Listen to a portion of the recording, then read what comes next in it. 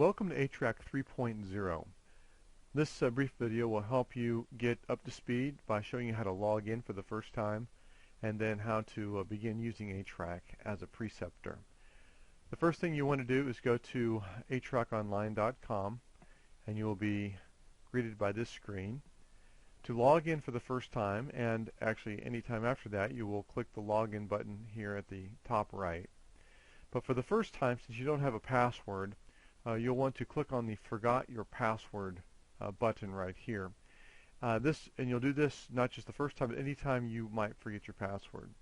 When you click here, it will allow you to then put in your email address. So the email address will be the one that you currently have in your ATrack profile. Or if you're new, the email address that should have been set up for you by your clinical coordinator or program director in the profile for ATrack. Also click I'm not a robot and request password reset. Now when you do that, a password will be emailed to you at that address, and that email will have instructions on how to set your password. Basically, it'll be a link that'll come back to a screen where you can enter your password. Once you do that, all you do then is come back to this login screen and add your email address and now your password that you just entered. Instead of using your NAT ID number, ATrack 3.0 now will only use your email address as your user ID and then the password you set up. Click Login to log in and you'll see your dashboard. Now I'm going to go through these items at the top here, which are also duplicated on the left-hand side, and this will get you up to speed most quickly. The first thing you'll want to notice is your profile here or here, so you can either click the link, My Profile, or this button here. This will take you to your information, your profile, your address and contact information, as well as the students that have been assigned to you will appear here as well. If you update your profile, this will allow you to change that information, and also if you want to change your password to something else, you can do that here as well. Your profile also shows these two items, My Forms and My Documents, and these are your portfolio. So if I click on My Portfolio here, it'll actually just take me to My Forms. You'll see it just appears here. So whether I go to my profile or go to my portfolio, I'll end up in essentially the same place. So this first tab are my forms. Like the existing version or the old version of ATrack, you have all your available forms here. And to begin to fill out a form, you simply click on one of the little buttons here, the little pen icon or the pencil icon, and you begin to fill out your form. It's that easy. And when you're done filling out the form, at the bottom of the form, you then have two options. One is to save your current progress and finish later, or the other is to submit your response and to finish. So either of those will take you back to the previous screen. If you click the first one to save progress and finish later, that form will then appear here underneath the forms I've started but have yet not completed. And then in order to complete that form, you just simply click on the pencil icon to finish that form. If you do complete the form, then that form will appear here under Forms I've already completed. And notice here you can also just view the form. You can go back and edit the form in this case, or it's also asking for a digital signature. So click any of these to do what you want with that form, either to view it, edit it, or to sign it. And if someone has filled a form out and assigned it to you, then it'll appear here underneath the forms others have assigned to you. And in this case, this is an example of a evaluation of Preceptor that was filled out by, say, my clinical coordinator. So I could click here to view the response and to see exactly what was said about me and how I might be able to, improve or whatever. By the way, the students will have the same listing of forms, and if you fill out an evaluation on a student, then that form will appear here in their portfolio under Forms others have assigned to you, and this will be your name as the one who assigned the form to them. Also, you have my documents, and under my documents, this is a document library of things that have been assigned to you for your benefit. In this case, it's a program guide, policies, procedures, and whatnot. There's also a new item here that you'll see called requested documents. And requested documents are documents that have been requested for you to upload. And in this case, it's an EAP. So if I were to click this to upload my document, it would give me a description of what it is that I'm supposed to upload, in this case an emergency action plan, and then I can click here to select the file to upload, or I can simply drag and drop that item right here into this box. And so this is my emergency action plan, and I'm going to upload it by clicking the green upload button. If it uploads successfully, it will then show 100%, and then you'll see here that it is now uploaded in my documents.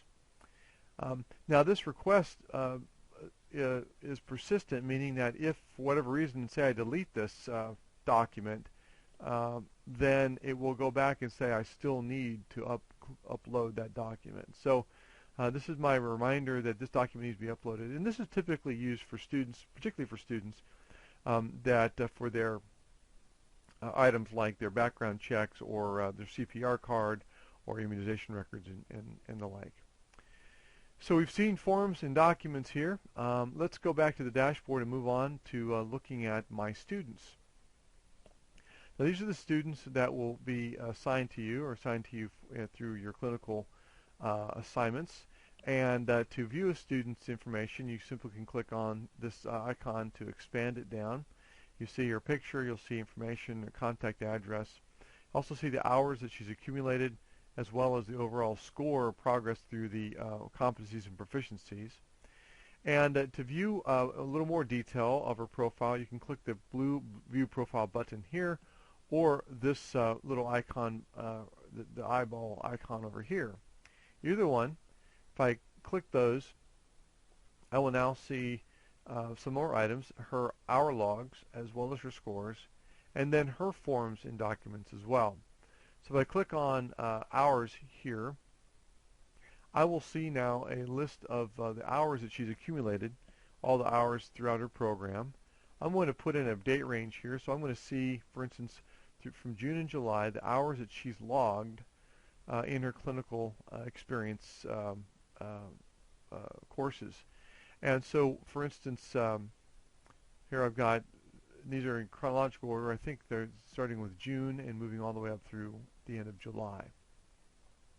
I notice that there are a lot of hours here, and I'm actually showing a lot of hours, like everything she's done all the way from the beginning of her program. You'll notice that the hours are grouped by week here.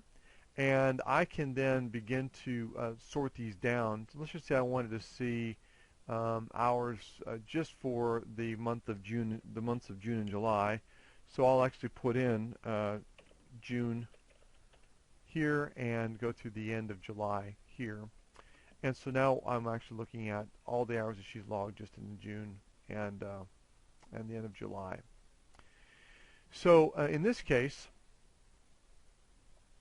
I've got two kinds of hours. I've got ones with a red X and one with a green check. The red X are the ones that are not yet approved, and the green ones have all been approved. So this is an area where I can approve hours if I wanted to.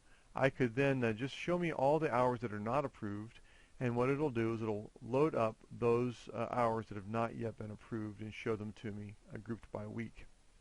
In order to approve hour, all I need to do is one of two things. I can simply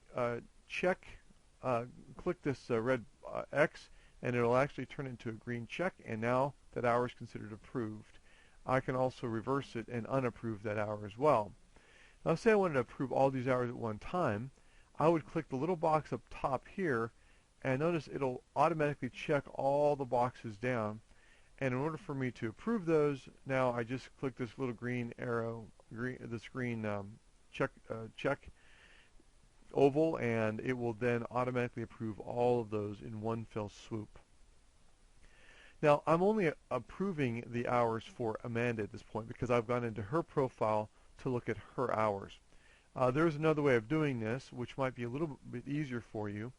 Um, that way, let me show that to you real quickly, is to go to hours and approve hours. Now what this will do, essentially show me the same thing, however, it will give me all of my students. So in this case, it's giving me Amanda and Connor Jackson, the only people that have given me hours. And this shows the cumulative total for both students, or for all the students. And down below here, it breaks them out into just their totals. So for instance, here Amanda, for the 3 weeks that in question, we've seen her totals here as opposed to Connor's. If I just want to focus in on one of them, I can remove one or the other. Okay, and now in this case, I'm looking at all of my unapproved hours here, and if I want to again approve all of them, I click this icon and then the check mark, which will then approve them. Now it may be that I want to edit an hour or two. So if I go into, say, Connor's hours here, and I click on the log, the update hour log, this little pencil icon, this will allow me to go into that actual entry and make any kind of adjustments I need to make.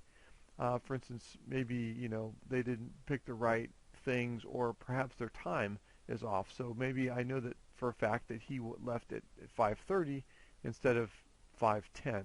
And so I can make those adjustments here and then update that log entry. And if I do that, then I can go back in and I can approve or not approve whatever items need to be approved. Okay, so this is the hour log approvals. Let's go back to the dashboard. We've looked at my profile. Let's go back to my students for a moment. I want to see one more thing there. I'm going to view Amanda's profile again. And in this case, I've already looked at her clinical hours. I want to look at her scores. This gives me an idea to see where she is through the program in terms of completing the competencies and proficiencies.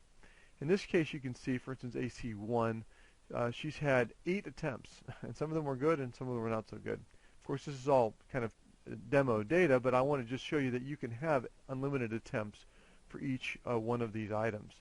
And this will keep track of not just the attempt, but also the rating, any kind of comments, the date it was evaluated, and the initials of the person who did the evaluation. And you could go in here and actually edit this. If you wanted to, you could go and change this to better, perhaps if you want to go back and add more comments, or you wanted to change the rating after talking with a student, you can do that as well.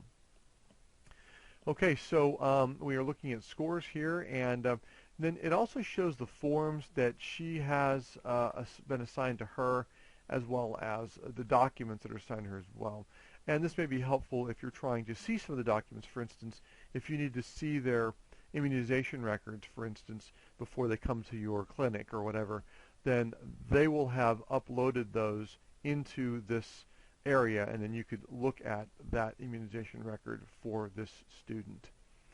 Okay, we'll go back to the dashboard now and move along to, we've already looked at the students. We looked at the student hours, which is basically looking at all the hours and also approving hours. And now we're going to look at scoring.